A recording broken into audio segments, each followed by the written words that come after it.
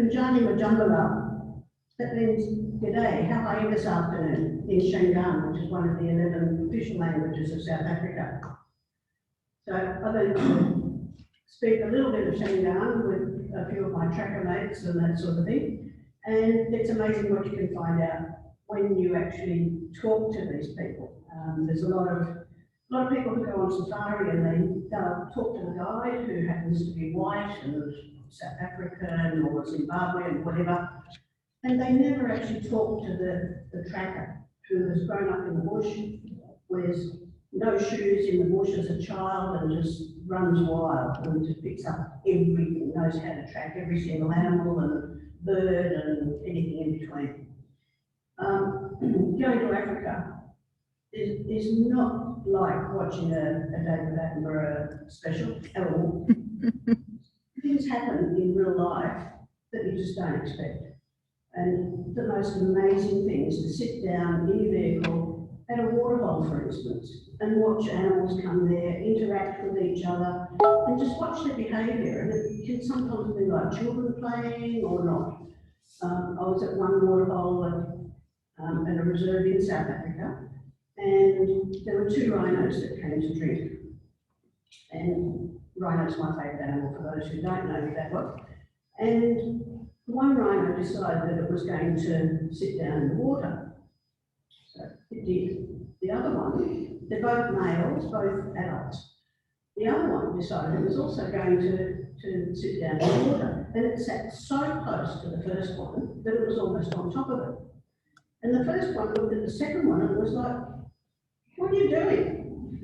And it got up and moved about 2 metres away and plonked down in the water again. And the second one, look, what did you do that for? It got up and went and did exactly the same thing. It sat down almost on top of it. So, I mean, it's just really weird, one of these things that you don't expect to see. I mean, it's not like a kill happening or a whatever, and kills don't happen that often. I mean, they do, but you're not necessarily around to watch it.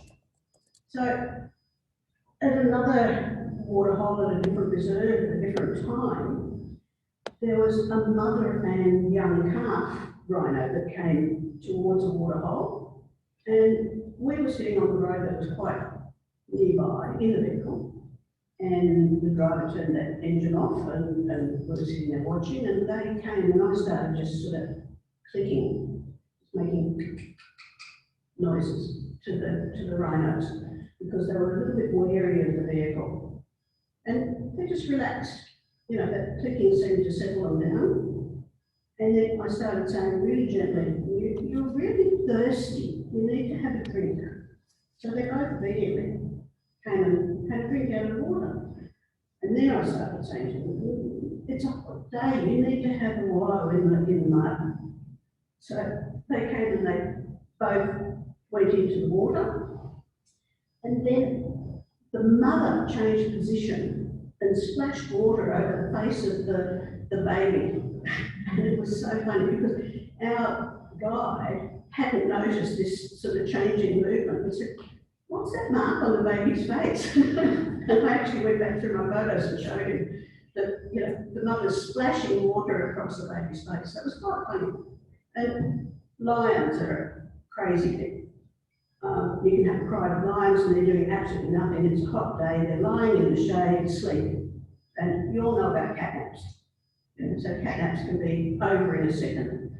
So the lions are doing absolutely nothing. But you start watching and looking for details and you see an ear twitch and the tail twitch.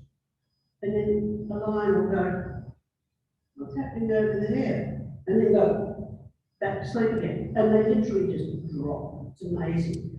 And then if there's babies, they start playing with each other because they're bored with sleeping and they're bored with what the adults are doing because they're not doing anything of interest. So they start jumping over each other and practicing, their hunting skills and that sort of thing. Cheetahs are amazing when they start doing that because they literally start pouncing on each other, the little babies, and they're just fluff balls like cats. It's phenomenal and wonderful to watch. And that's the beauty of going to a place where not doing a safari on the cheap. And I'm not saying you need to pay a fortune, but don't go for the cheapest option if you're thinking about going to Africa. Because with the cheapest option, you're going to be jammed into a vehicle with 5 million other people, and they'll be like, it's at the zoo. Oh, we'll see the lions next, let's go. Whereas if you're at a slightly more expensive place, you can sit there with that pride of lions or with the rhinos or watching whatever, watching birds, whatever your interest is, for an hour if you want to. You know? There was, I mean, the joy also of going to Africa multiple times. You can see leopards, well, in one particular place. There were two leopards, a brother and sister, who were about 11 months old when I first saw them, playing in the long grass, and the grass was probably that high, almost up to the bonnet of the vehicle. At one point, this female baby, well, not baby, teenager, jumped straight up vertically. Something in the grass must have startled it, and it just went straight up in the air and then dropped down again and totally disappeared in this grass. And then a few months later, I went back to the same reserve, and we noticed the male, they had left home by this stage, you know, they got their walking papers for a month, and the male had caught a water bug and had dragged it up into a tree. It was fallen over an acacia tree, so it wasn't all that high off the ground. And he managed to drag it up into this tree and jam it into a fork in the branches, and he was about to start eating. And then suddenly he stops and he looks down the road, and you can see the wheels turning up here, and he gets down from the tree and climbs up a really high tree that was nearby to a safe point.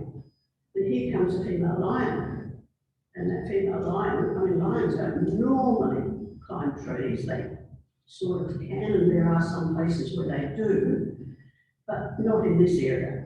And she looked up at this water buck in the tree and decided she was going to go after it. And there was this whole saga, probably an hour's worth, of her trying to get this water buck out of the tree, not succeeding. She was falling down on the ground and saying, hey, what happened? You know, like, I want to be up there. And eventually she chewed around the neck of this water buck, and the head fell down onto the ground, and she's standing up there looking down at this neck, thinking, I wanted that. And in the meantime, this young male leopard is sitting up in the tree watching, and he's almost like, you're eating my lunch. It's the craziest thing. So I have a book over here called The Rhino Lady in Africa, which is me, and special price today, $25, and there's lots of pictures in there and lots of stories about that and various other things. Thank you.